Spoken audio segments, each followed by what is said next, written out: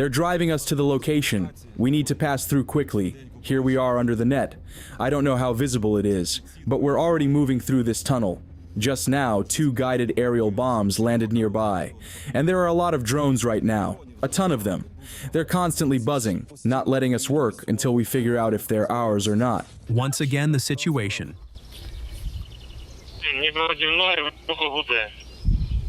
All good. We're in control. Today, Army TV will tell you about an anti-drone tunnel being built by the guys from the 47th Separate Engineer Brigade of the Support Forces in Sumy Oblast. We won't say how much of it has been built, but quite a lot. And that's just in a week. But the Russians have already mapped it out, and they're starting to target it.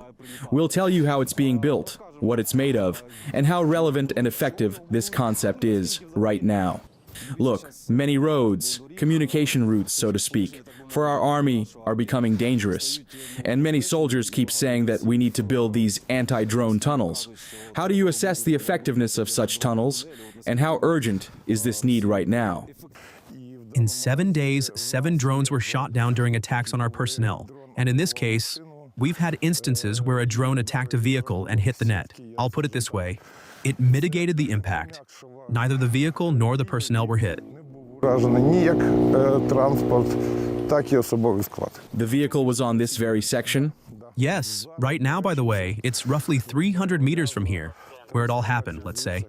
Into the shelter. Let's go.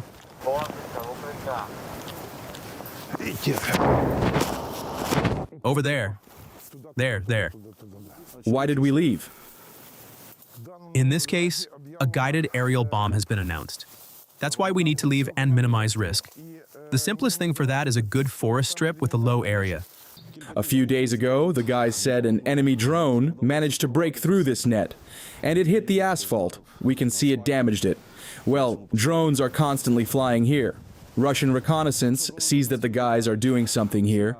It's clear this is a tunnel, and now they're constantly trying to target it. Let's talk about the technical specifications of this tunnel. What can you tell us?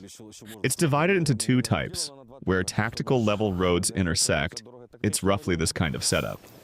5 meters in height above the road level, above the ground. It depends, of course, on the road's prism. There are sections where, for example, the road is slightly higher than the so-called shoulder, and then there are sections closer to the front line, closer to the LBS. There's also a second type. That's for operational tactical level roads. That's where trawls might still pass. And on the trawl, there might also be a tracked vehicle with a welded barbecue. And there, we set the height at 6 meters. Tell us about this net. The material, roughly speaking, is plastic. But at the factory, they add a material that's resistant to ultraviolet light. Because the guys say that when the heat hits the sun, it'll start to crumble. This net specifically is resistant to ultraviolet light. And since it's rigid, there was this idealized idea to make a net that could catch these drones. But it's clear that's almost impossible because now they attach PGs to drones, with such triggers that they explode on almost any contact. They also use remote detonation. So sometimes, if it gets stuck, to prevent sappers from disarming it or someone stealing it and using it against us, there are remote detonation devices on one or both sides, and it detonates completely. I'll try to test how strong it is with my hands right now. There are different supplies. Tear it with my hands. It's possible, but tough, really tough. No, I'll cut my fingers. There are different supplies. This is a great option, this round one. Yeah, it's torn a bit here at the seam. If you try to tear it like this, no, I can't.